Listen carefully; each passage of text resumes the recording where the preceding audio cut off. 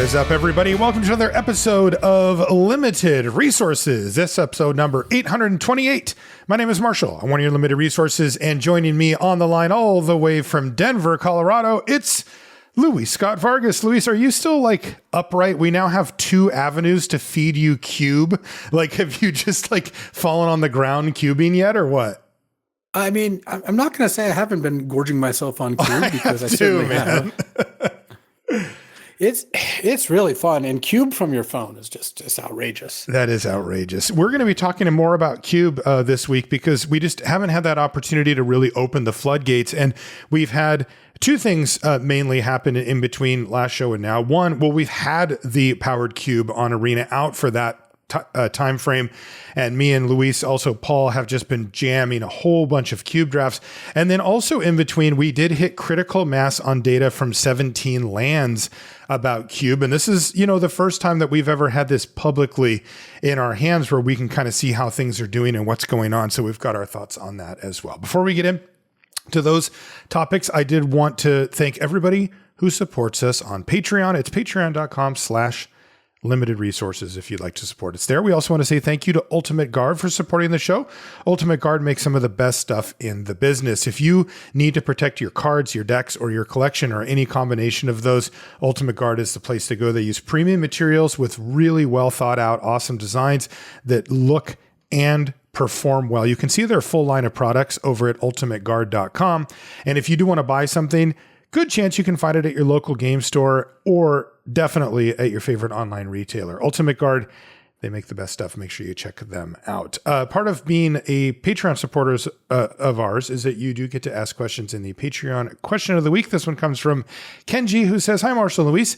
Thanks for the great work you do each week. I especially appreciate the marathon set review episodes. It's incredible how consistently detailed and thorough you are for such long stretches of time. Hats off." Thank you, Kenji. My question is about the interaction between format speed and card grading. The speed of a format can swing the grade of a card quite significantly, and I'm noticing how in recent sets, more and more cards see this type of swing. Conversely, individual cards might be strong enough to sometimes swing the speed of a format. That is, they cannot just be a B+, but a speed-defining B+. I was wondering if it's possible to predict or analyze these interactions during the set review in more detail, and if so, how it might be done. I know this might be a tricky ask, but would love to hear your thoughts. Love the show. Keep up the good work. Yeah, Kenji, this is something that we have faced since we started doing the set reviews, which is, we try our best to give you the most context that we can. But the truth is we won't really know for, a week or something like that about, till we really have our head around how fast is this format, what's really going on in the full context of not only speed, but also how the archetypes are power individual wise, how they interact with each other, what mechanics flopped and whatnot. It doesn't take us too long to find it, but in the set review time, we're still in the preliminary. Luis is very good at sussing out those things ahead of time, so we lean on that. And then also, depending on when we record the show, sometimes he gets to do what are they called? The early access? Just early access, I think is what they call. Yeah. So the streamer event. The streamer event. So sometimes you've got a few drafts under your belt, Luis, by the time we go. But generally speaking, it's our best guess to guess at the context, and then the cards we evaluate, on their own. Yeah. Mentioning how long the set reviews are kind of give you a little bit of a hint here where it's not, we're not looking to add more to them basically. It is difficult to figure out format context before playing the set. And it certainly is not going to be something that we're going to do with a great degree of accuracy. So we do try to do some, but I wouldn't look for too much more on that front. At that point, we're also talking of a couple days gap between the set reviews when the set comes out. And once the set comes out in one day, we understand this because I'll do 5 drafts on the first day. Right. So right. I think that you can definitely get a little bit more edge that way. I think in terms of time spent rather than trying to basically break down the set before the set comes out. I think that's just going to be really difficult to do. Yeah. And we obviously could. Our whole goal with the set reviews those are hard shows to do. And the reason that we still do them in their entirety like that is because we feel that is the best way to set you up for success for the people that are seeking out that early info, so that when they go into their very first events, they have some handholds to grab onto and aren't just going in completely blind. That's the gap we're trying to fill. Of course, if we could give you more context about what archetypes are good, what speed of the format is, we would. But that's real. I mean, a new Magic set to draft is a very complex problem to solve. We've done it a lot of times and have a real eye for it, but it really does take actually drafting it before and it does take a few drafts. And then you start to develop your opinions on it. And sometimes things become obvious early and sometimes they don't, but not before we have our hands on the set fully. So yeah, we can't really push that boundary. And we're also a little bit wary of it. If we decide to try to plant our flag on this is a fast format before we've played it and we were wrong, then it just skews everything sort of confidently wrong, which is really not where you want to be if you're in the business of trying to help people get better at the game. Thanks for the question, Kenji. And I think you'd make a good podcaster too, because you're facing the same questions that we do.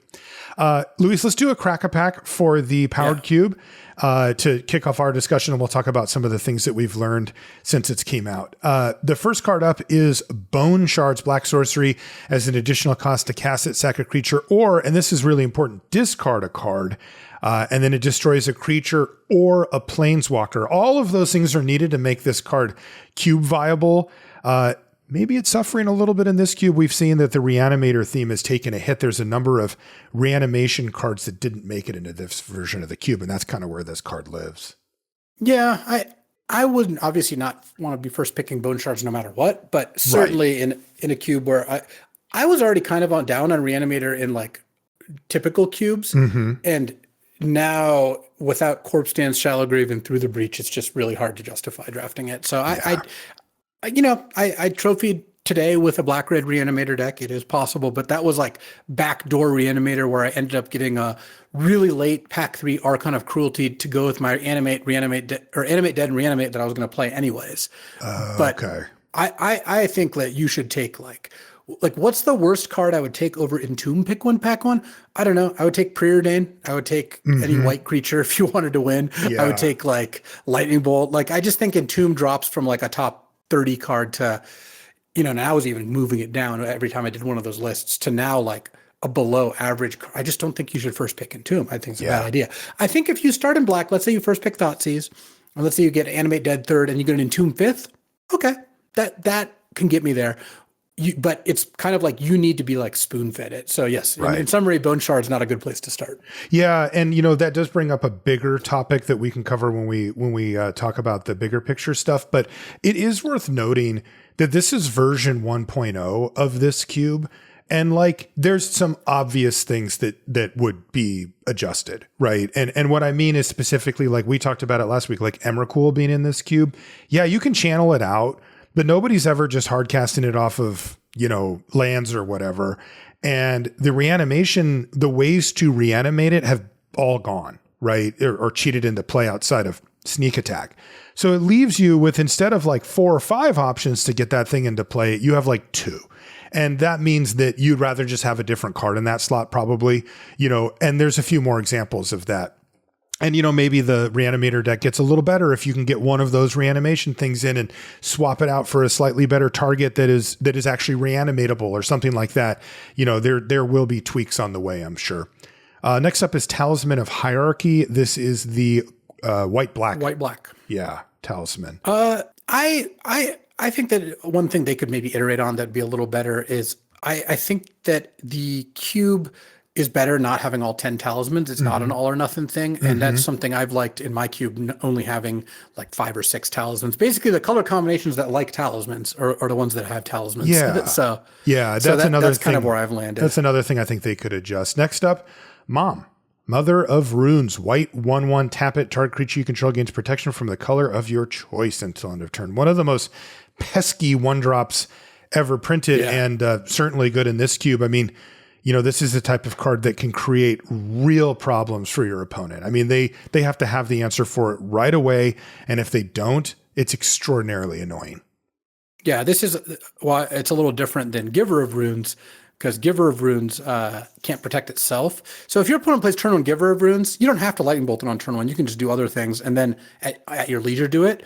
Mother of Runes, it's like if you don't kill it on turn one, like you're never killing it. Right. Like, you're going to have 2 removal spells in one turn, and one of them's going to get ripped up. So that is not great. Mother of Runes is extremely good against control, unless they lean a lot on sweepers, which can happen. And it's extremely good against aggro. Where it suffers is the combo matchup, but combos have been kind of weak in this cube, or at least a little weaker than we would see normally. We'll get to that soon, I'm sure. And as such, like Mother of Runes is a great early pick. Yeah. Next up is Indatha Triome. That's the white, green, black Triome.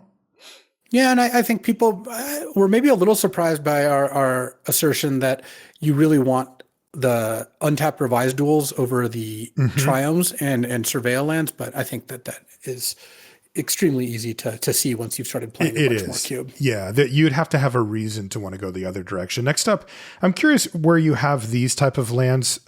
This is Copperline Gorge, so it is neither a forest nor a mountain, but it does tap for green or red, and it ETBs tapped unless you control 2 or fewer other lands. So it's one of the, it can give you the mana that, a lot of the games are compressed. So this is good, but sometimes it's a tap land, and it's also not fetchable and doesn't count for the domain stuff. I typically don't value those super highly. If I know I'm those colors, then I'm happy to play them. You will play them if you're already in those colors. Well, definitely I'll play them, but I'll even take them high. Like Spire Bluff Canal, the blue-red one is a very common, like I have, a Lightning Bolt, an Unholy Heat, a Lelia. Like I'm taking Spire Bluff pretty highly there because I'm pretty confident that it's going to be good. But these I kind of need to see my colors, whereas like something like a Tundra or God forbid a fetch land, I'll just take those early because you never know. I'm not taking Copperline Gorge early unless I'm pretty sure that those are colors I'm going to be playing. Our next card is actually Spire Bluff Canal, so I guess we know Luis's better than Copperline Gorge. Not taking it here, but so far we're clearly on Mother of Runes pick one, though I would say that we're going to do better. We are, and the next card's an interesting one straight away. It's Smuggler's Copter, 2 for a 3/3. Flying crew 1 vehicle, and whenever it attacks or blocks, you can loot. Yeah, I think Smuggler's Copter is very good. I would take Mother of Runes over Smuggler's Copter. I would too, but that's saying a lot, right? Because Smuggler's Copter goes in the same deck and is colorless, and maybe could go in other decks too. Yeah, but it's at its best in that deck, and Mother of Runes, I think, is just on another level. 1-drops are just, like, I had someone ask me on Twitter, would you take Guide of Souls or Fable when your curve is, like, a little above 2? And without seeing the actual cards, it's a little hard to answer exactly, but in general, take 1-drops over 3-drops. Like, you're gonna, Sanguine Evangelist's outstanding performance notwithstanding, you can have too many 3s. You can't have too many 1s, and if you go 1-drop into double 1-drop, it doesn't matter if they're, like, Descendant of Storm's Hired Claw, bottom of the barrel type 1-drops. And I don't want to hear the stats on these cards because that's not what I'm talking about exactly. Those cards are weaker than Mother of Runes and Ragavan. That's the only point I'm making. When you go 3 1-drops, it doesn't matter how bad they are. You're going to win those games a lot of the time. Definitely. Speaking of winning the game a lot of the time, Broadside Bombardiers. That is going to be a tough one to top. 2 in a red, 2/2 Menace Haste with Bow Sacrifice.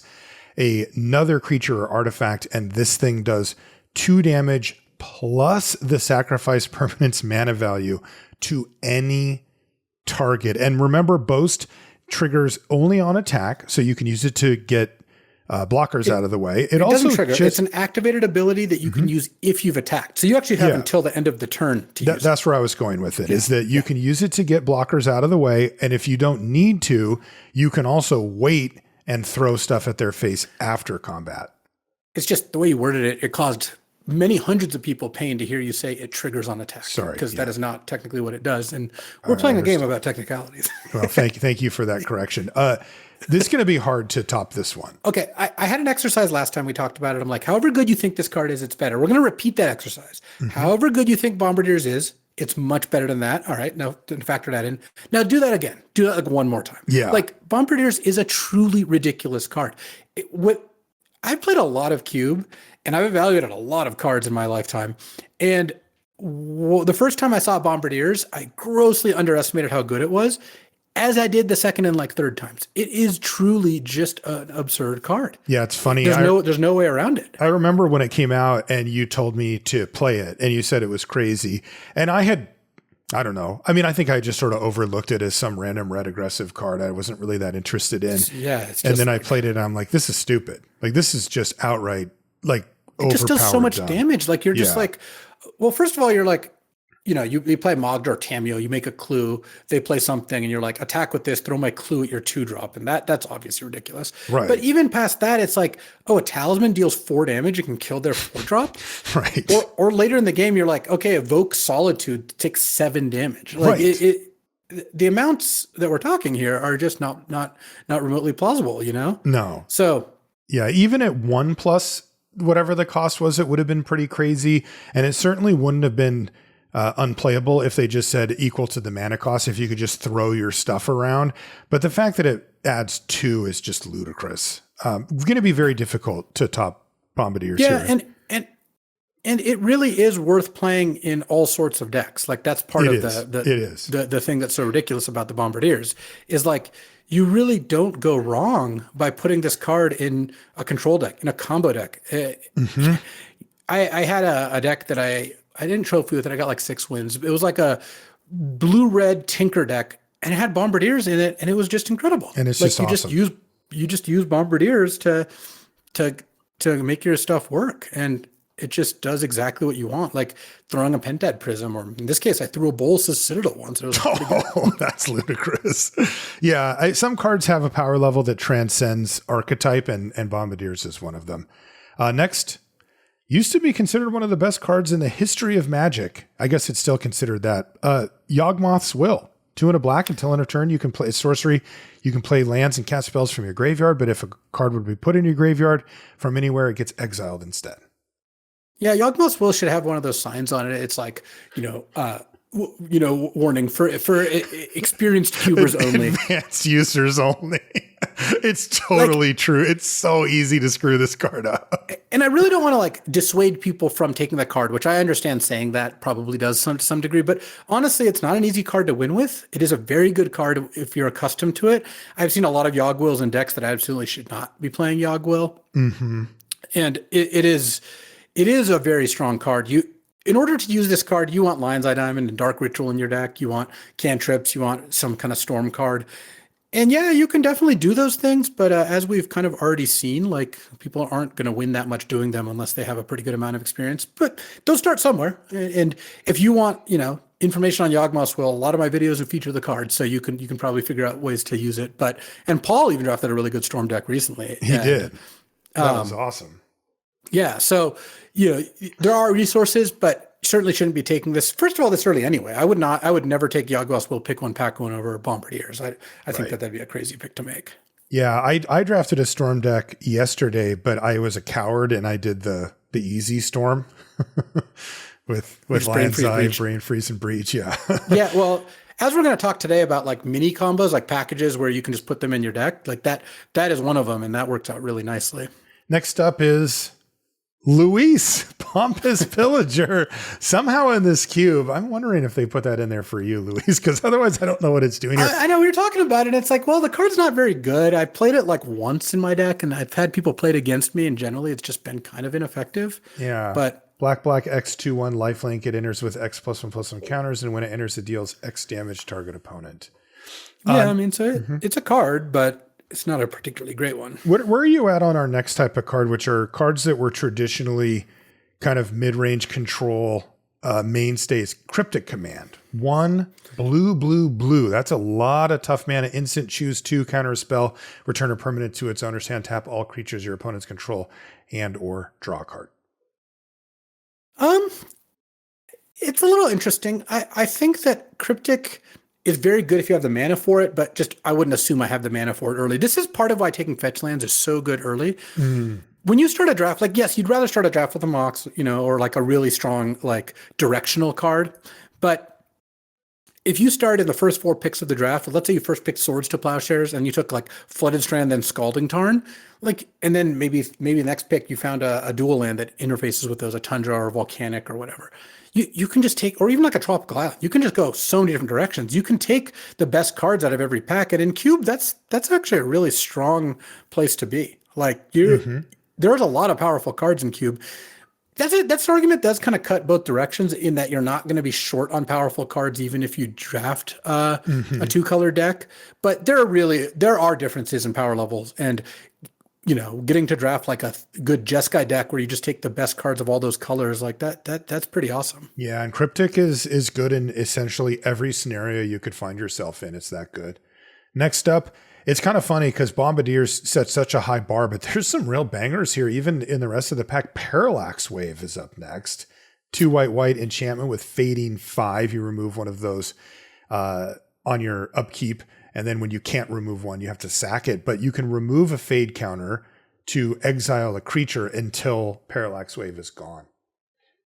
Parallax Wave is one of the cards, it's kind of similar to Bombardiers actually, where you'll see a game and you'll be like, I can never lose this game. How could I lose this game? And then they'll play Parallax Wave and you'll look at it and you'll be like, oh, that's how I could lose this game. I actually literally had this game earlier today where I got them down to 1 after their draw with Shieldred and Broadside Bombardiers in play. Whoa. And I had like another creature too. And I was like, well, Shieldred's been out for 2 turns. They haven't killed it. And and I just played Bombardiers, but like they need to kill both those cards. And even then I might still be able to win. And then they played Parallax Wave and I was like, oh, that's how they kill both those cards plus my other creature and kill me before the wave comes out. Wow. Yeah, that will do it. I guess I found out, Yeah. It's also just good in many matchups. Even some of the, cheaty decks don't like to see it because they don't get to turn their creature sideways. And that's like its worst case. And of course, in any type of aggro mirror, it's just the mirror breaker. I mean, Parallax Wave is, GG. Yeah, I mean, the number of times I've lost to Parallax Wave out of like a sneak attack deck is way higher than you might think. It can go around you even, and it has a lot of stuff like you play Parallax Wave as the white weenie deck on a board where your opponent has no creatures, because now if they play a sweeper, you just wave all your creatures out, and then they come back. And you have tricks like blinking it with Felia or Flicker Wisp or having Containment Priest out. One trick I really like with Parallax Wave is if you have something like a Cathar Commando, you can go Parallax Wave. You have to hold control, but target 3 of their creatures. Let's say that's all they have out. In response, while you're holding control, use Cathar Commando, blow up your Parallax Wave. It'll leave play. It'll return all creatures that it's waived, which currently is nothing. And then it'll exile their 3 creatures and they'll just be gone forever. Yeah, you need those triggers on the stack, but it is awesome. I mean, you can use it as a sweeper. And I mean, you can protect your cards from sweepers. Like, it is just absolutely nuts. I guess, so I assume that you're still on Bombardiers. Yeah, I would take Bombardiers over Parallax Wave. I think you should, even if you want to be red-white. I think Bombardiers is a better card. I do too. What about Wave versus Mother of Runes? You should probably take Parallax Wave. I feel like Parallax Wave just has this like... It's a tough pill to swallow to take a 4-drop over a 1, but I agree. It's just too good. Yeah. It's also not replaceable. It's like the only card in the cube that does what it does. Yeah. Also, don't forget about what's it called? The Containment Priest and that stuff too. Fast Bond. Oh man! Speaking of cards people shouldn't draft, I think Fast Bond. I think it's just not a good card. It's unfortunate. I like Fast Bond. It sucks because it's such an interesting. I stopped drafting cool it card. months ago. Like you could see it in my videos. I just don't talk about it because it's just like that makes me sad. Because that's an interesting card that like has obviously high potential. You can play any number of lands each turn. So if you can, this is part of a 3-card combo with Zurin Orb and a way to get play your lands out of the graveyard. If you have those 3 on, you can get infinite life. Depending on what lands you have, you can draw a bunch of cards too. You can strip mine your opponent out. Like there's so much cool stuff with Fast Bond, but it really feels like the tax is too high to run it. Yeah, I think it generally is. Like I just don't think that's... And then this next card's a cheaty card, but it's always been kind of the bottom of the barrel version, which is Show and Tell, 2 and a blue sorcery. Each player may put an artifact, creature, enchantment, or land from their hand onto the battlefield.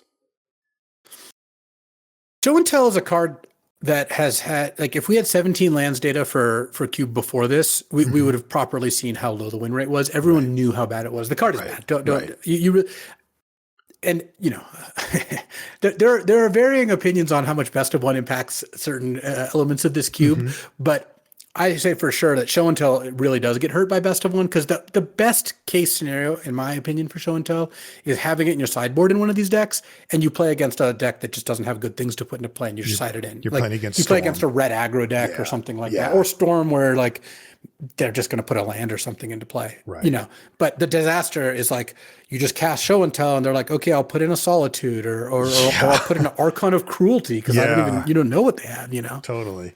Last card is Solitude. You just mentioned it. 3 white, 3/2 flash lifelink. When it ETBs, you exile up to one other target creature.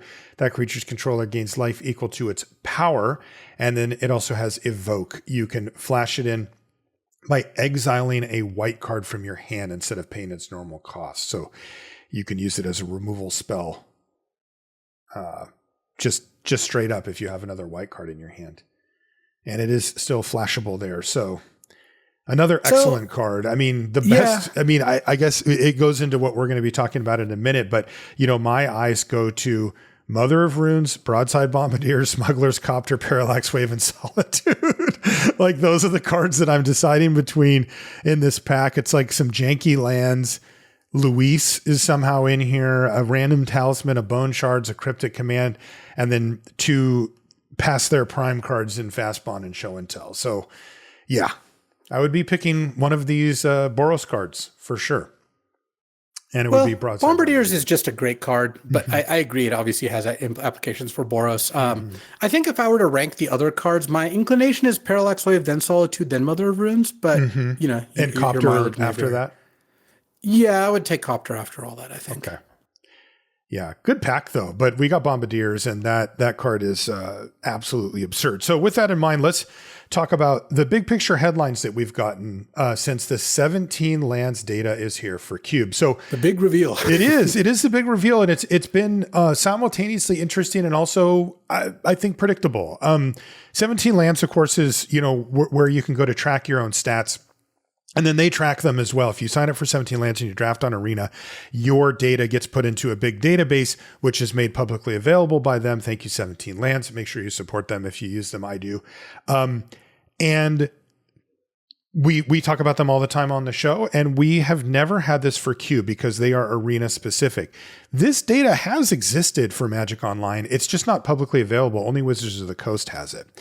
Well, and the times that we've gotten access to it, like when they ran me and Gabby's Cube, for example, they gave us some of this data. When you've done the mocks, I think you might have gotten to see some of it. Did. Like, yeah, I did. Yeah. But it wasn't even to this level of granularity. I think they even are pulling less hooks or showing us less because it didn't have anything like game in hand win rate. It had stuff like, when you first pick this card, are you most likely to trophy, which is like that's right, a very crude approximation of that. But even back then, though, Student of Warfare at one point was like the best pick one, pack one in the Cube for trophy rate. That's right. And what we've seen since is it can only be described as utter dominance by Boros. The aggressive red-white or white-based strategy has been crushing it. And I'm not talking about by a little bit. I've never seen anything like this. And I'm really curious about your thoughts, Luis. Did a little, just some poking around. I looked at the top, as it turned out, 67 cards in the Cube. And there are 3 of those 67, or 4 of 68, if you will, that are not white, red, or colorless. So they're not like a land or an artifact, you know, like Black Lotus and stuff like that, or straight up a white or a red card. They are, the exceptions are Time Walk, Ancestral Recall, and Minsk and Boo. Number 68 was Mana Drain, by the way. And every other card is white or red or colorless. That is astonishing. Like when you look at the list and you sort by, you're just like, when does it end? It's just like WWR, or, you know, forever. It is both the most drafted by a lot, and also it has the highest win percentage as an archetype, and kind of no matter how you configure it, 60.5% for straight up red white, and then mono white, mono red, and red white with a splash are also all top of their category in the 60% or more win rate. So we are talking, I mean, it is all everybody's talking about right now. And I don't know, Luis, if you would have asked me what's the best archetype, I would have said mono white. And I would have been half a step away from predictable. Yeah, from red white.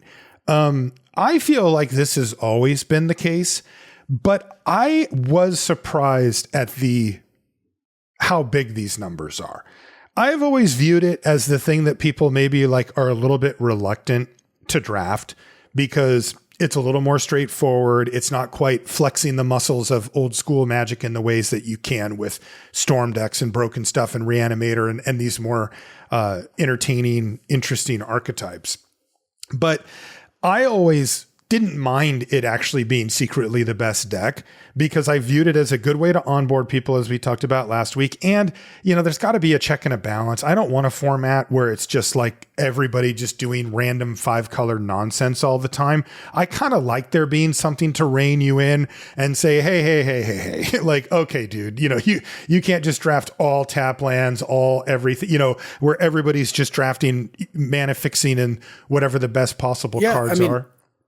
I've done Retro Cube. I haven't for a couple months because the Retro Cube doesn't really change as you might think. But that format is a lot more like that, where the aggro decks are noticeably worse than they are now because the threats are just so much worse. Right. The threats are just so crazy good now. And yeah, I agree. Having aggro be good is not a bad thing. It's not a bad thing, but this is like really, really, really good. And one of the things that stood out to me straight away that I didn't hear people talking about either, and I don't really understand why, is that it seems obvious to me that we are looking at best of one stats here.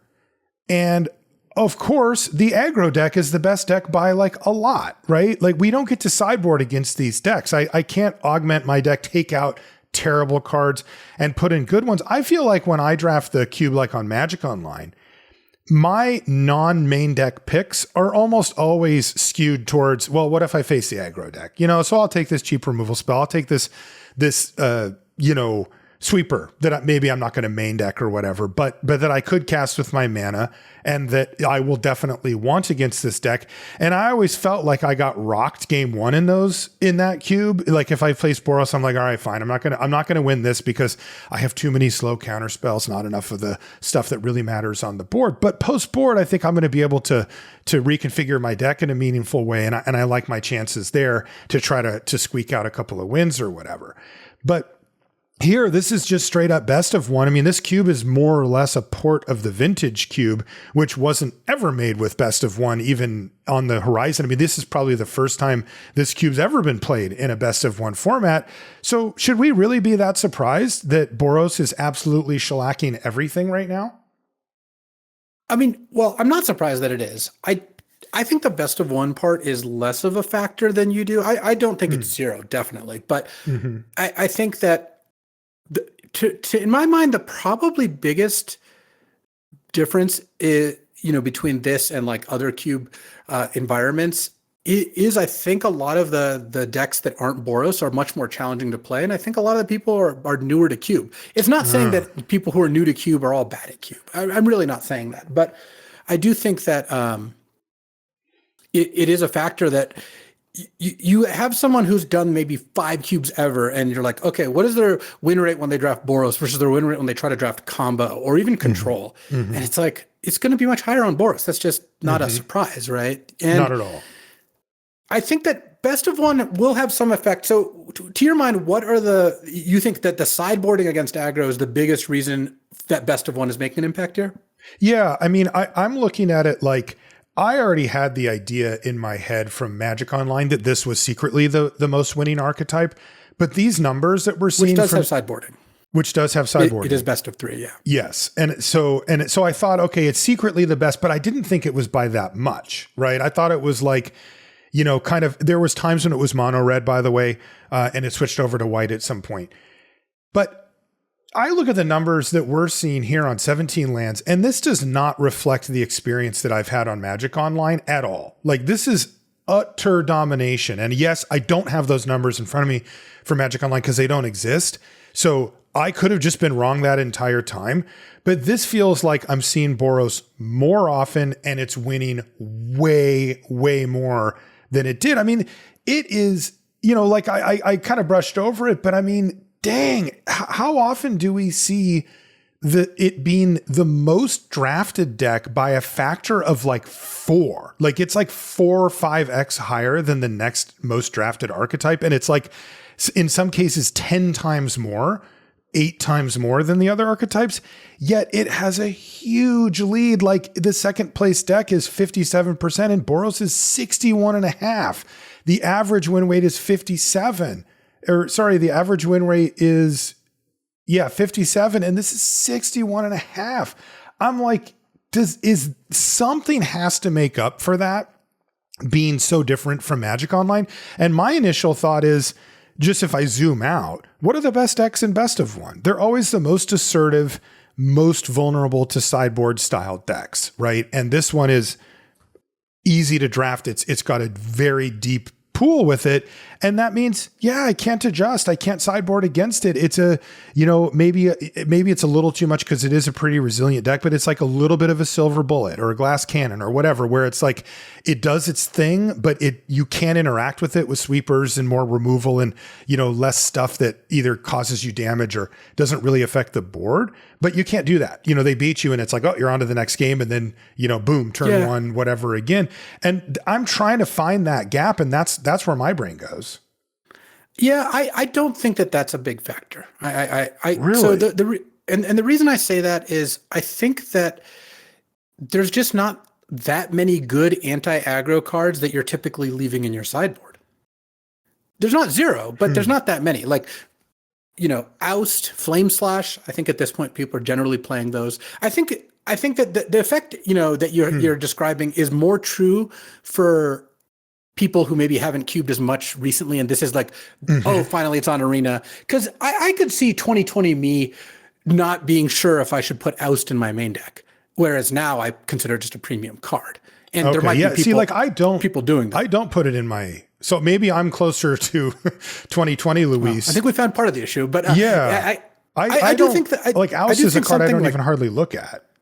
Oh, Oust I think is an incredibly good card. I think Oust is like closer to Swords to Plowshares and Dismember than it is not. And I think it's just because I take Path and Plow really highly, but Oust is like, to me, I think Oust is better than Path in the decks you draft.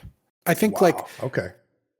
Do you want a Path of turn 1 Ragavan or a Noble Hierarch? I mean, you sure don't. I don't. Ousting it on turn 1. Plow is obviously the best. That's undisputed. But okay, let's look at what are some of the anti-aggro cards people might not main deck. Wrath of God is one.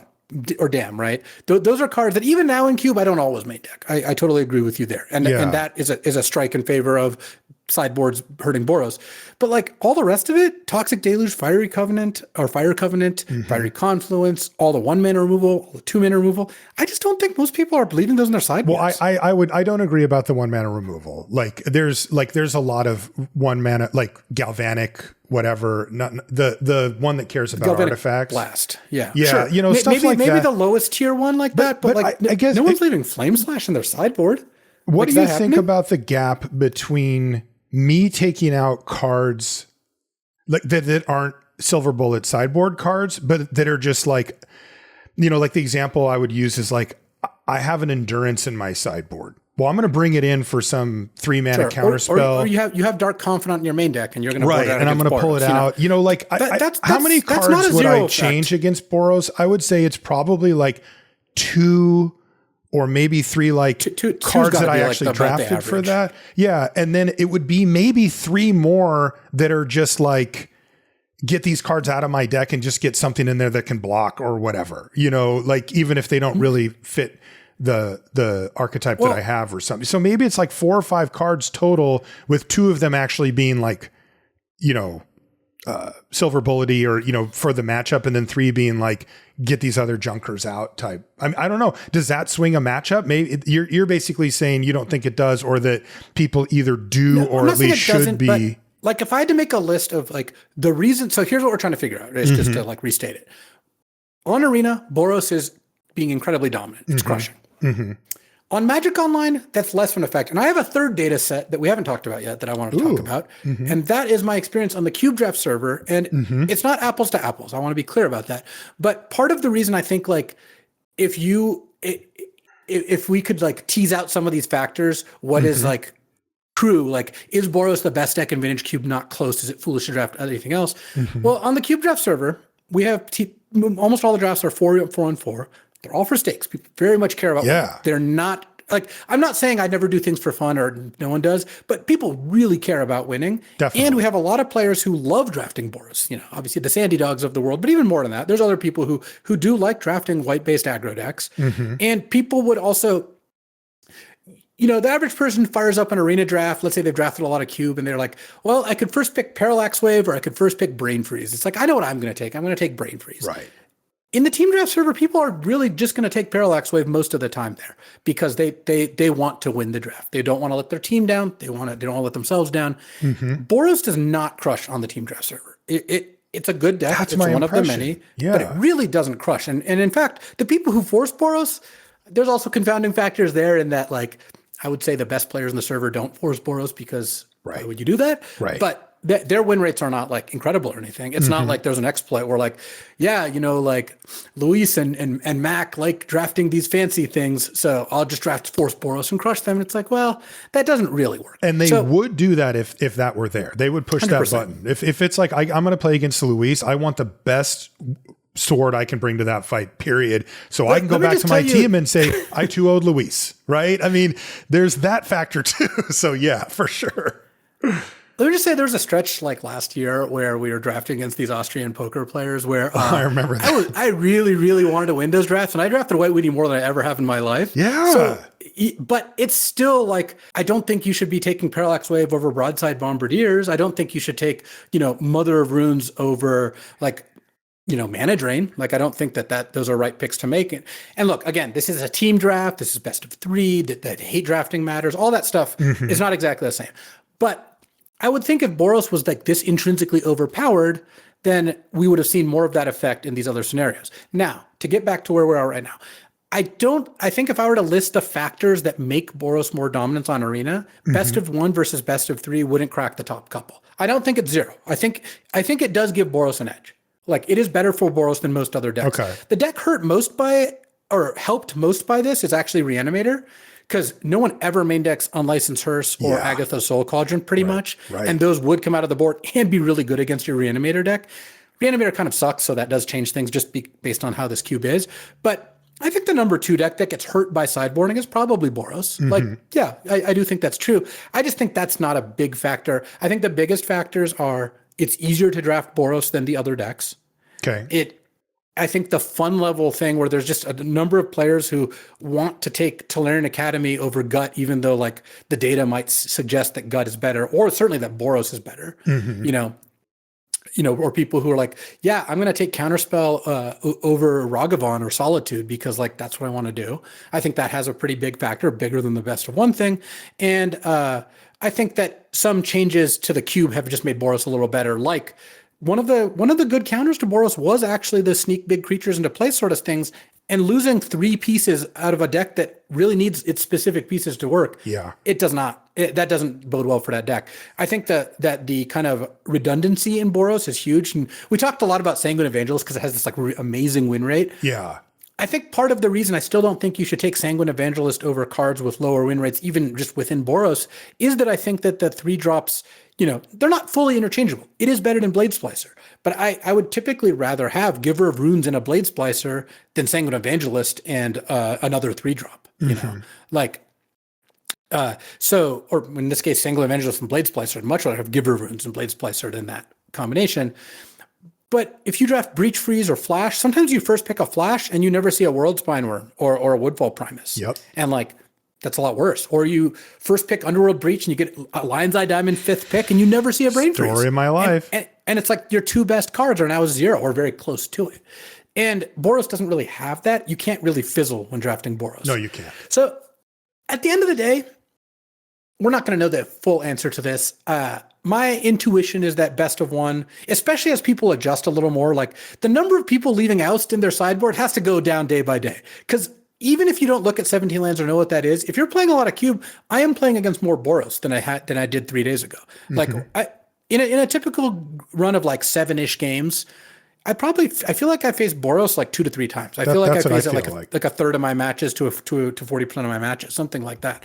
And I think that we're going to see Boros's win rate go down, is my assumption as well. Not like drastically, it's not going to turn terrible, but there is some amount of self-correction. And as more and more people probably are like, oh, I want to force Boros, or I'm going to get on the Boros train, it's going to make the deck a little worse. You're no longer going to get to, first pick Swords to Plowshares, Wheel Adeline, or whatever percentage of the time you did that. And what advice would we give to potential drafters? I still think if you're comfortable drafting Boros and you're not comfortable drafting other decks, you should kind of bias towards that, but look for opportunities to draft other decks, because there are other decks and they are fun. And that is also part of the whole cube tapestry, is drafting some of these other decks, and you can win with them. One of the decks that we've both been doing fairly well with is kind of like a blue-based control deck. And this is not an unapproachable Storm deck. I've shown you a lot of Storm decks this week, Marshall, and I've even tweeted some out. Like, I don't recommend anyone draft Storm if their goal is to win. Like, there are times when it can be good, but it's a lot more fragile. It's a lot more dependent on specific cards. It can go wrong. And if you don't have experience with it, it's going to perform very badly for you. But like a blue-based control deck, a lot of Magic players would do totally fine piloting that. So let's talk about that. Let's move on to that. I really do want to say that I don't think the Boros data is like a disaster of any sort. It is showing some interesting things, but you can still draft what you want. And if you want to adjust to playing more removal. I trophied with that Jund deck that had Fiery Confluence, Fire Covenant, Pyrokinesis, Unholy Heat, Chain Lightning. I'm just going to kill every creature you play. And that worked against like more than half my opponents. Yeah, that's what I did too. Yeah, I mean, I guess to put a cap on it, I mean, there is something that's different. I don't think it's the configuration of the cube exclusively, because it's pretty similar and there aren't any like major obvious pieces missing that would stifle that deck. I think it's the best of one being the biggest factor. You think it's a minor factor, but if you're right, I don't even know that I would say minor, but I think minor compared to the ones that you said. It's not compared to these other factors. Yeah, yes. I think that if that's the case, then what we have is a setup where the other archetypes are tricky, difficult to play, difficult to draft, and hard to put together, and people are trying them and failing. Where Boros is the opposite. It's easy. It's deep. It's well supported. It's really hard to go off the rails. Yeah. And that's also, I think, why we see it the most drafted deck as well. It's just the deepest, most straightforward to get something on the battlefield. I do want to offer some advice to those drafting Boros, by the way, just really quickly. The premium cards, yes, take those. Your Bombardiers, your Parallax Waves, your Ragavons, your Mother Runes. You should have Plateau, Sacred Foundry, Arid Mesa, basically above everything else. Like, especially as Boros gets drafted more often, if you want to be successful drafting Boros, Plateau is a huge part of that. And I would, to go back to the example of before, I'd much rather have Plateau and Blade Splicer than Sanguine Evangelist and Blade Splicer. Like, I think it is important to take that, especially as Boros gets a little more contested. Anyways, continue. Yeah. And so what I'm really asking is so are you predicting then that, because remember, we're week 1 here. Like, this is wild, wild west. This is new players to the format. This is not, we don't want to plant our flag on this is what this is. These formats have definitely shown the propensity to adapt, and Cube is probably the most adept at that. Would you predict that as time passes, as the Arena Cube has been out for longer and longer, that we see Boros more in line? We don't have a number to compare it to for Magic Online, but more vibes wise about it's a respected deck. It's good, but it's not like this, right? Where you're looking at just like this dominance. You expect to see that start to roughly align over time. Is that accurate? Yeah, I think that we're still, I believe, at least for this run, because this run's not going to be too much longer. Boros is going to continue to be the most dominant deck, even when you look at like data from near the end of the run, like exclusive, like even like just like the last week. I think that over time, there's a couple factors playing in. One is there's like churn, where there's people who like come in, do 3 drafts and don't draft again. If there's a good amount of those, then we might not see Boros get that much worse, because it's not the same population size that's learning how to draft these other decks and doing and adjusting and drafting more Boros. It's just like a bunch of people drafting at the same, like effectively new people drafting at the same levels they are now, then the data is going to say more similar. I do think Boros is going to go down some. I do think the cube design is part of it. I think like the reanimator stuff being weaker definitely matters. One thing I actually wanted to talk about was green. So green, man, rough. Green is worse in this cube than any other cube we've ever seen. And green was already the worst color in vintage cubes. I think the biggest reason green has fallen off here compared to maybe to some degree on Magic Online, but especially in the power cube that I run where people do draft green at a higher rate, is there's no initiative creatures, cards like Undermount Adventure or White Plume Adventure that green decks can accelerate out. Just raw power there. And it gives green this like a really good reason to accelerate to 3 to 4 mana and like a really good payoff, like a really good resilient threat that is just kind of missing here. So I think that's probably one of the biggest factors. But yeah, green is being kind of miserable. There's not a lot to speak to green's favor. I will say. If there's two headlines, it's Boros and then green being bad. One other question I have before we get into the blue control deck is, it is kind of interesting because the vast majority of the games are being played in Premier because it's the ranked format.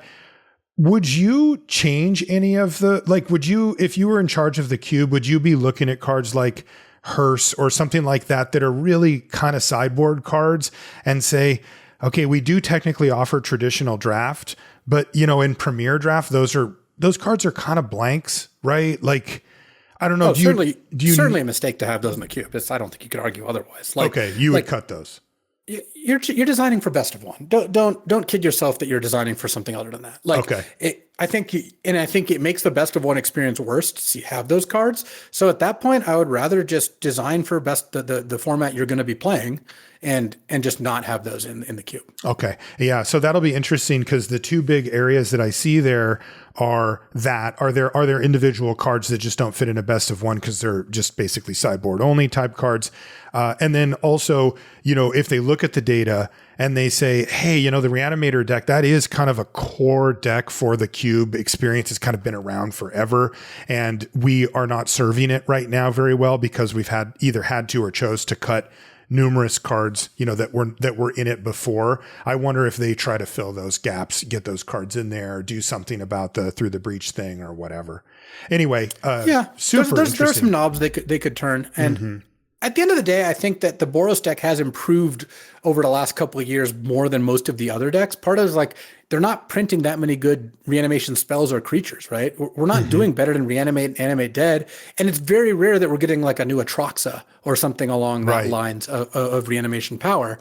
So yeah, I mean, the Reanimator deck has definitely not really improved over the last couple of years, especially not compared to something like Boros. Right. And then you cut 3 of the spells from it and it's just flops. Right. That there's even just that too. Yeah. Or like the Academy decks, like every now and then they get a new toy, but mostly they kind of don't, right? So Boros is a beneficiary of that.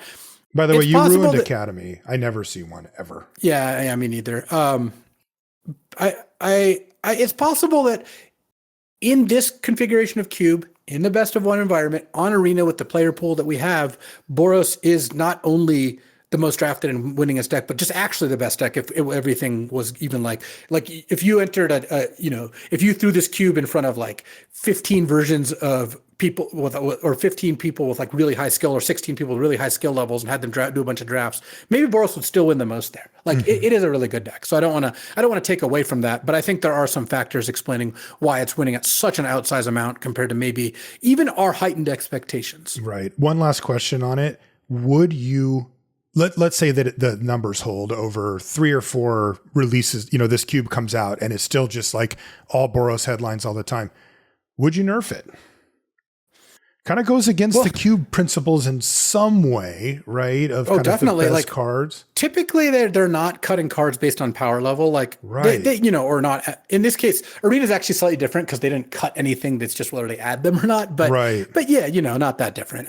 So would you nerf? I mean, it feels like what are you going to do? Like, is it ridiculous to be like, okay, I guess we're not going to put Parallax Wave in the cube. Like we cut broadside bombardiers. It's like that does not feel like the solution. But no, also, it really doesn't. If it were, the Boros cube at some point, they probably would want to do something. Anyway, interesting philosophical part there. So one of the ways that we've been adapting to the metagame, I know I have as well, is by drafting kind of a control shell, right? That usually has blue in it, but it kind of has its peripheral vision on what if I face a low to the ground creature deck.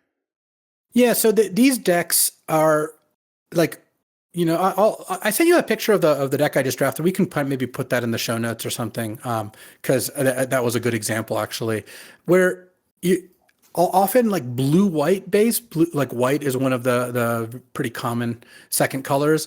You really want to prioritize fetch lands and other mana fixing, because in order to play cards of all these colors, you need your mana to work without like pretty seamlessly. You want free spells, so like Force of Will, Force of Negation, Solitude, Fury, Pyrokinesis. Obviously, you have to manage the colors on the non-blue ones, and cheap removal. Your bread and butter against Boros is a combination of things like Oust and Unholy Heat and Galvanic Discharge or Fatal Push, whatever colors you happen to be in, plus sweepers. So like Toxic Deluge and Balance are the two best because they're so cheap. But even things like Wrath of God, I think, can be totally good. And then once you combine those, you have some counter spells, which are not so much for Boros, but there are other decks too that you kind of have to contend with. And you want some card draw, ways to kind of, make sure you have an advantage. Planeswalkers kind of count as card draw too. If you resolve like a Jace or Oko after killing some of their stuff, then you're going to run away with the game pretty quickly. Even though the Dak Faden can help. Yeah, usually not the hard part, right? Is finding that repeated. And I think that the best cards for this are like some of the reasons you can really hammer the aggro decks is if you have stuff like Uro or Flage are both just incredible. Like Flage has been like a bullet for me. Like I literally pack one, pick one did a couple days ago, and I'm just like, sweet.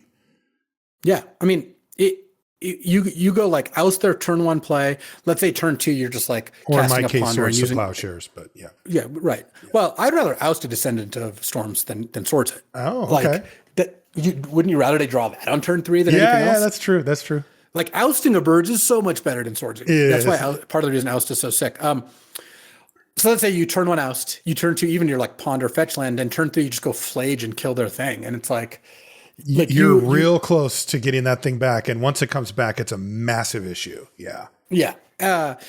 And you want some haymakers, Quantum Riddler, Fractured Identity, Mystic Confluence, but really your money is made in these decks on low drops, like low mana interaction spells and fetch lands. Like if you don't even have to be a control deck if you have enough of that. Like a recent deck I trophied with was like kind of just domain. It had like I started with 3 fetch lands in pack 1 and was able to kind of assemble this like combination basically of like cheap removal and cheap threats like Psychic Frog, Flame Slash, Magda, Oust, Deathrite Shaman, fetch lands. And as long as you have all plays that cost 1 and 2 mana, like, or not all, but like a lot, then you don't need that many expensive plays to kind of finish things off. No, it's pretty easy at that point. The place that I felt I picked up the most equity are on the cheap, underused red burn spells.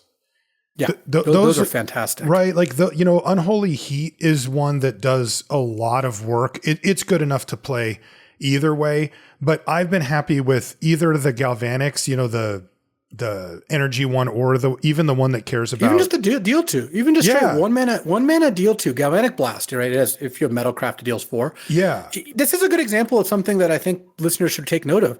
If you're red blue, like mid-range control combo, whatever, you should just have Galvanic Blast in your deck. Yes. Because you're just going to play against Ragavan and, other Figure of Destiny enough of the time. It's just fine. Just play the card. Yeah, because so many of the 1 and 2 drops from Boros or from the low to the ground decks snowball, right? Where if you kill it 2 turns later, it's too late. Like Ragavan already got you way too much, right? Ocelot Pride already did its thing. If you try to kill it even a turn late, it's like, I'm falling behind these cards. And we talked about Mother of Runes. You have the answer right away, not a problem. If you don't, it's a big problem, right? The gap between being able to, even on the draw, kill something that they played on turn 1 versus having to wait a turn is very big. I mean, even just look at it from a curve perspective. if you, especially on the draw, because this is where it matters a lot, if you go on the draw, turn on remove your thing, turn 2 2-drop, turn 3 2-drop plus another 1-mana removal, having 2 1-mana removal instead of 2-mana removal means you played 4 spells instead of 2 spells. Totally. It's such a, this also, by the way, we touched on it, but I did want to circle back that advice you gave about, tri lands versus traditional duels. It's so huge in this deck too.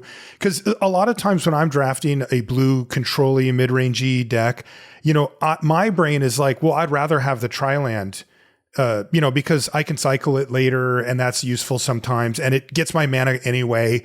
And like having it come into play tapped sometimes isn't that big of a deal. But like if you're doing a fetch land mana base and that's your duel to get, you would so much rather have it just be a tundra or plateau or whatever, so that you can do what we just said and not give them that 1 turn window where it was the difference between getting hit by Ragavan once, etc. Yeah, and I think that it is again, these decks kind of live or die based on 1-mana removal and fetch lands. Other duels are too. Like you can make a Jeskai deck without fetches. Fetches are just like 10x better, and I'm pretty open on the other colors. It just kind of depends on where you're seeing like the removal spells that you want to play. Yeah, I've been Jeskai, because I get those red removal spells out of the deal. The white cheap removal spells are very good, especially Oust, one of my favorites. And then you also get Flage and Lightning Helix. Helix is underrated right now. Like it is 2 mana and that is annoying, but that life gain really goes a long way and it kills basically all the Boros threats. So that is a card you want. You mentioned sweepers briefly there. What's the number or type of sweepers that you're wanting? How many do you want? I like having one of Toxic Deluge or Fire Covenant if you can swing that. Because those cards are both quite strong, but the life payment means that like it can be a little dicey. I would play 2 if I had to, but I generally just don't pick the second one very highly. Okay. Balance is a high pick. If you get balance early, you would have an eye to maximizing it. So the way to maximize balance, artifacts is the best place because you can just play a bunch of cheap artifacts and balance everything else away. But like Planeswalkers work just fine. The deck I sent you had like 4 Planeswalkers in balance, and it obviously worked out great to do that. What about into the damn Wrath of God end of the spectrum?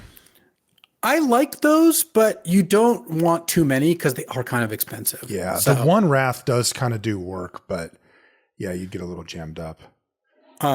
Okay. I think that if you can start with enough early interaction, then, pick up some 2-mana counters. Those are nice too. The free counters are obviously great. And I like to hit like 2 or 3 2-mana counters if I can get there.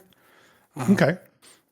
And you can like these decks can really pop off. Like I've been smashing with these decks. Yeah, like they can be quite good. Just assume you're going to face a low to the ground aggro deck 2 to 3 times per run and draft accordingly, and you'll probably be in good shape. That is really it. Yeah, and that's why the premium removal really is premium. We talked about Unholy Heat kind of sneaking in there because it hits Planeswalkers and it can pop off for 6, which the other ones can't.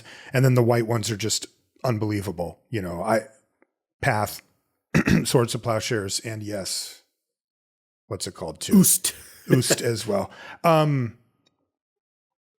Anything else about the blue control deck? Because we got some fun stuff to talk about here too. Yeah. So this is actually kind of the perfect segue because the next thing that I wanted to talk about were kind of like mini combos. Not here's let's draft Storm, because that's not only its whole thing, but like I mentioned, not really what I would recommend anyways. It's not good. Yeah. It's only good if you're doing it. But I want to talk about a couple like combo packages that you can fit into kind of all of these decks. So number one is Breach Freeze. So this is Brain Freeze, Underworld Breach, Lion's Eye Diamond, right? That's the combo. And we talk about this combo a lot, just to be clear what it does. You have Underworld Breach out, you cast Brain Freeze, you just target yourself. Then you can play Lion's Eye Diamond from your graveyard by exiling 3 cards. You discard your hand, but everything has escape, so it doesn't really matter. And then you cast Brain Freeze again, and you can just basically generate tons of mana and tons of storm, and you end up brain freezing. You target yourself usually with the second one too. Yeah, you basically just need enough cards in your graveyard that you can replay LED and Brain Freeze, and then you can just go off. So great combo. It's interesting because of these cards, they don't do that much by themselves. Underworld Breach is probably the worst by itself, and Lion's Eye is the best by itself, because there's other reasons to play Lion's Eye Diamond. I love the card. Yeah. Echo of Eons is a really big one too. Good, Yawgmoth's Will, that sort of thing. Breach, the only reason I would play Breach if I didn't have Brain Freeze in my deck typically is Time Walk, because that's also a pretty strong combo. But I usually and that's just don't like a value breach where you're just getting back like one card basically. Imagine you're on 6 mana and you go Breach, Time Walk, or in a deck with like a bunch of cantrips, like in removal, you go Breach, Lightning Bolt, cast a draw 2 or something. I've seen you bolt people out with Breach, yeah. Yes, they can happen. But when you take these cards, you're typically looking to get all 3 of them. There are some replacements for part of the combo. Breach and Brain Freeze, you can't. Lotus Petal can replace Lion's Eye Diamond. It's a lot worse because it now takes, 9 cards exiled to make the same mana. LED takes 3, but you can still totally beat them with Underworld Breach, Brain Freeze, Lotus Petal. You just usually have to start with like a little more mana or a little more cards in your graveyard. It's not quite as fast. Frantic Search is incredible here because let's say you have 5 mana, you have like 7 cards in your graveyard because you've just played a game of Magic. You go Underworld Breach, cast Frantic Search. Now, Frantic Search effectively costs 0 mana, and because you discard 2, it puts 2 cards in the graveyard, so it only costs 1 additional card to escape, which means that for every card in your graveyard, you can kind of cast a Frantic Search, which at some point you'll find a Brain Freeze and you'll usually win from there. So Frantic Search is a great one. Malevolent Rumble is also great with Breach. Similarly, it costs 2 mana, but gives you 1 mana back right away, and it puts 4 other cards in the graveyard. So you're actually netting cards every time you're rumbling. Crazy. Yeah. Well, it puts itself plus 3 cards plus the card you take off it. So it's not quite that, but especially if you're finding cheap stuff to play, Rumble can be really good. And then to kind of support this combo, because you can play this in your control deck. Let's say you started with a Brain Freeze, but control was open, and then just like pack 3, you open Breach and you take it and you get an LED. And this is like a pretty common occurrence, right? You have like a Jeskai control, like Marshall's favorite, all ousts, and you just have these 3 cards.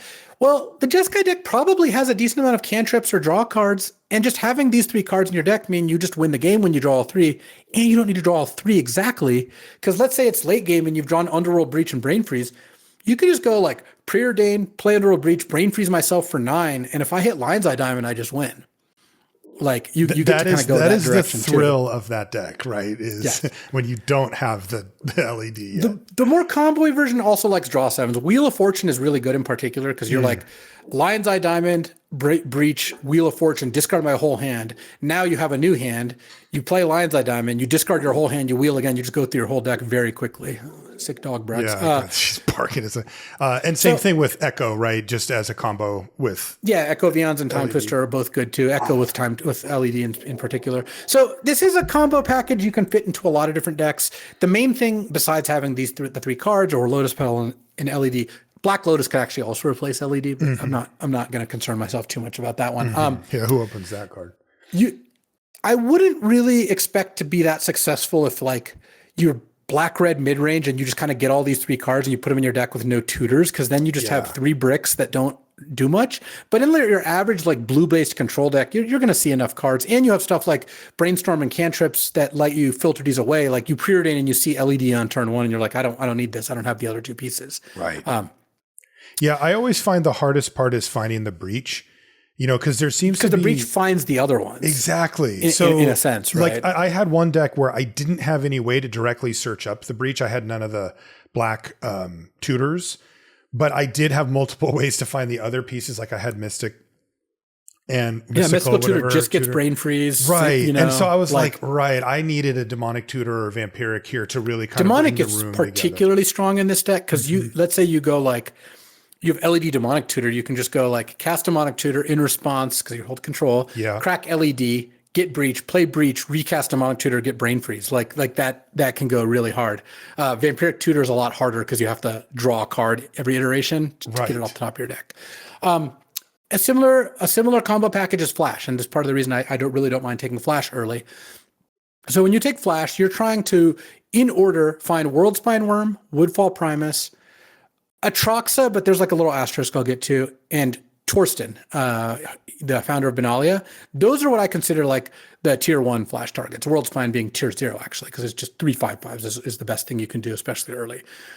You can also flash in Itali or Triplicate Titan and get something. 3/3/3s in the case of Titan. Italy, you get the Italy trigger, and sometimes that can be incredible, but sometimes it can kind of miss. But I really do consider Flash to be the best combo with Worldspine, Atraxa, Torsten, and Woodfall Primus, and then Vaultborn Tyrant's another like second stringer where, yeah, Flash against Vaultborn, you get a 6/6, you draw 2 cards, you gain 6 life, but like you can lose from that spot. Getting 3 5/5s or drawing 7 cards and then putting 7 1/1s into play, a little harder to lose from those spots. But the cool thing is, and this is part of why I spec on Worldspine or Torsten when I see them late, like in pack 1 or even pack 2, you can just have, again, a random blue-based deck that just has a Flash and 2 targets, and that's it. And it's just a 2-card combo, and you just try to get them both. Yep. And if you tutors and card draw obviously work really nicely here, but you don't have to have those. And it also, if you have cards like Dak Vaden that let you loot away cards that aren't good, like that's fine too.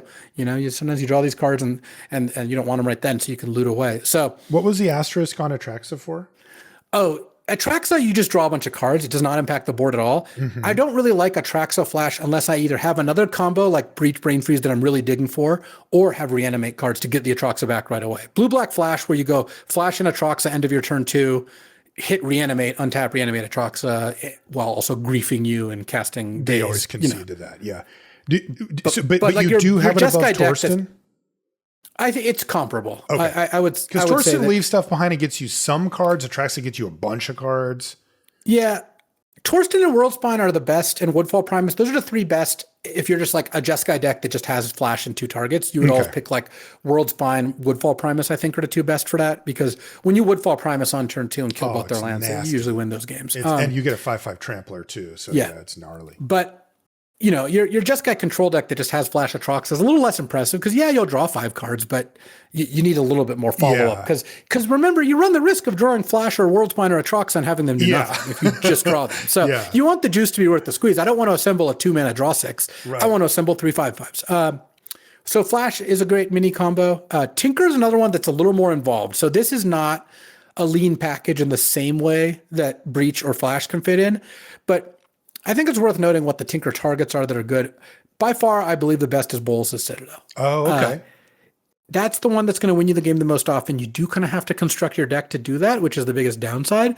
But there's a lot of ways to do that. And Tendrils and Brain Freeze are among them. Tendrils of Agony is really good with Boros' Citadel, because you like play a bunch of spells, then you just play Tendrils, gain a bunch of life, continue playing spells. And then you get to keep going. Okay, yeah. Or some other combo where you're trying to assemble Whole Breach or Twister, that sort of thing. But you don't really want to just go Citadel, play 5 spells, go to 4 life, go. Like that doesn't work quite especially as well. In this meta. Yeah, you want some kind of finish. If you don't have that, the other good targets, there's Portal to Phyrexia, which makes them sack 3 creatures, and then you have Portal out. Pretty good against aggro. I'm actually a little down on this, I think, compared to most people. I've just tinkered and gotten tinkered against with Portal a lot, and I find the win rate in those games is not what you'd expect. Oh, really? Okay. I thought you were going to say that was the goods. No, this is why I like Citadel the best, because like I often find you go like tinker for Portal, kill your 3 creatures, and then they're like, okay, untap Council's Judgment or Cathar Commando your Portal. Yeah. And then like you're both playing off a few cards, but like you probably use like Tinker plus an artifact you sack, plus maybe you tutored, like Mystical tutored for it. Yeah, and Boros traded its first couple plays, and then they just play a Goblin Ravelmaster, and you're like, well, you took on all the risk. Just win the game. That's tough. Yeah, and that's when you did manage to go off, by the way. Right, the times when you don't draw the Tinker and you draw the Portal, you're just sitting or imagine they have 4 creatures in play and they sack the 3 bad ones, and the good one is just still really good. Yeah, totally. And Tinker is worse because Blightsteel's not in. Blightsteel, I would put as second. I would say Citadel number 1 and Blightsteel Portal kind of around number 2. I've come up a lot on Blightsteel. I used to be down on it. Now I actually think it's good. Do you know why it's not in? Is it just not on Arena or something? I don't know. Yeah, okay. I couldn't say. There's also some other kind of medium hits. There's Coveted Jewel, which is basically a worse Boros' Citadel, where yes, if you tinker for Jewel and then go off, you can win, but it only gives you 3 mana and 3 cards. And if you tinker and they don't win, and they steal the jewel, you lose. You lose. That and one's what do they need to trickier. do? Just turn something sideways? Attack and have an unblocked creature. Unblocked. Yeah. And then what, they draw 3 cards, untap the thing, and get it? Yeah, it's pretty hard to not lose. I'm always too scared to go for that one. Well, I like Coveted Jewel when I have Displacer Kitten in my deck, or or a really good storm deck where you can often go off with that amount of mana. Okay, where you can just win that turn and it doesn't. Okay. Yeah. My most common time I tinker for Coveted Jewel is when I've already drawn my Citadel in my deck that just contains both. I see. That's how so then there's Triplicate Titan, Sundering Titan, and Mirror Battlesphere. And honestly, I just don't think you're going to win that much by tinkering for these. Like, you will win some games, definitely, but consider how much work you have to do to make Tinker work in your deck. We're not talking Flash here, where you just put in Flash in the creature. You have to put in Tinker, you have to put in the targets, and you have to put in a bunch of cheap artifacts to sack to Tinker, as well as having maybe tutors to try to find it. So the fodder is there. I mean, there's Mishra's and Urza's Bauble. Chromatic Star is one of the best because you get your card back. Pentad Prism. It's really great sacking Mana Vault or Grim Monolith. These are some good ones. Is the Endstone a tinkerable thing? It's in the cube. I have done that, and it can be okay, but often you're like, tinker for Endstone, go. And then, like, if they can't kill you, it's great because your life resets to 10, and that next turn is good, but, like, often they'll just, like, kill it. And Okay. There's just too much good artifact removal for me to think tinker is, like, something. I want to tinker for Citadel and win that turn. Yeah. That's what I want to do. That's what you want to do. And I found pretty reasonable success doing that. True combo. But I do think Tinker's a good card to take early, just if you kind of know how to draft the Tinker deck. The minimum viable package is probably like 5 cheap artifacts to sacrifice and like a good target. In an ideal world, you just have this in your artifact deck that has a ton of artifacts and you have multiple targets, but it is worth still playing. And then that segues us into our last like package here, which is the Draw 7 package. Ooh, my favorite. So that, So that uses Hull Breacher as number 1 by far of the way to do this. But there's also Narset, Shieldred, and Leovold. The reason Hull Breacher does it is if you cast a Draw 7 with Hull Breacher in play, you win the game, I want to say above 95% of the time, above 90% of the time. Percentage. They have no cards in hand. You have 7 cards in hand, and you have 7 treasures. Like, you should be able to put something together there. Narset, Leovold, and, Shieldred wins you the game a lot, but is harder to manage because you have to play Shieldred, have it live a turn cycle, then draw 7. Hull Breacher has flash and costs 1 less mana. So like your Boros opponent plays their Goblin Rabblemaster and you're just like, okay, Hull Breacher, Time Twister, you're dead. Shieldred, it's like cast Shieldred, go. Okay, they're like play Parallax Wave, that sort of thing. And then Narset and Leovold leave them with no cards in hand, but if you're dead on board, then it doesn't really help you. So, but the combo is one of these 4 things. Orcish Bowmaster is not in the cube. Sadly, it's about as good as Hull Breacher. It's a little bit. It's worse than Hull Breacher with a Draw 7, but better without one. Overall, slightly better card. And then there's Draw 7s. The 2 best by far are Time Twister and Wheel of Fortune because they only cost 3 mana. Echo Vians can be better because you can combo with Lion's Eye Diamond and build your own Black Lotus Time Twister. So it's part of the nut draws. Turn 3 Hull Breacher, LED Echo, and they're just dead. Make sure to hold priority though. It's just going to screw you. And there's also Time Twister and Memory Jar, but those are more expensive, so I don't really value them that highly. Like I will play them in these decks, but like it's just getting to 6 mana is already kind of its own thing. Like that's already like a win condition. Yeah, and Memory Jar's weird too, right? Isn't it have some different Memory Jars at the end of turn, both players discard their new jar hand and get their old hand back. Yeah, so you're not so they get those back. They get whatever they had in their hand before back, and you only have 1 turn to use them. So like Jar Narset is not even that sick. Jar Hull Breacher is still very good. I wouldn't play Jar unless I had Hull Breacher or Shieldred. Yeah, because you probably still win that turn before the end of turn trigger. You get treasures. They don't get anything for that turn cycle. Okay. And so what's important about knowing about this package is that I am actually happy putting a Time Twister and a Hull Breacher in my otherwise normal control deck. Because I wouldn't really play Time Twister in the Jeskai, Marshall's Oust deck. Like, I don't think that deck uses Time Twister that well.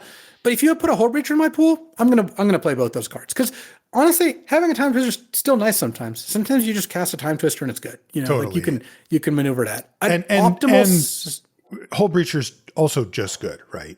Yes. Sometimes you pass with Hull Breacher up, and then their turn 3 is like, oh, I'm going to kick things off with a Ponder, and you can just cast it.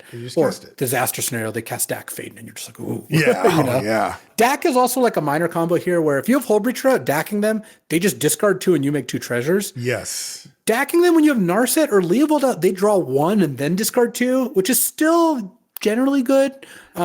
Can be bad if they have like 6 cards in hand. That's probably not even that positive of an exchange. Hull Breacher is just fantastic. Obviously, you just get completely hosed. An optimal setup here is like having like a Narset, a Hull Breacher, a Wheel, and a Twister, along with maybe like a Mystical or Vampiric Tutor, and then like a normalish control deck, but you can slot these into combo, control. They're good with counters, good with discard, obviously good with tutors. The number of times we said tutors today should give you I was going to bring that up. It is in each of our mini packages of cards. So tutors, Cube, there's so much to talk about.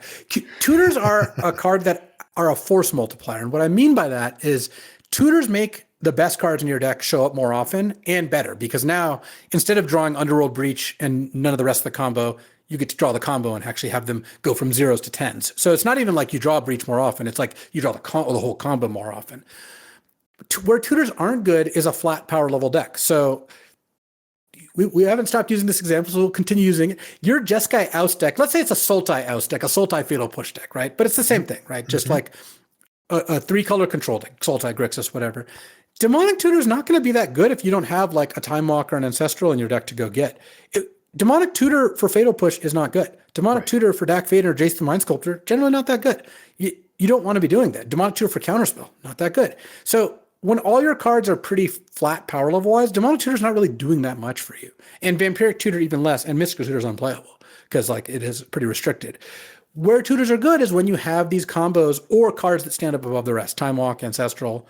But I don't even really like Mystical Tutoring for those cards that much either. It's just not that strong. So tutors are a high pick early in the draft.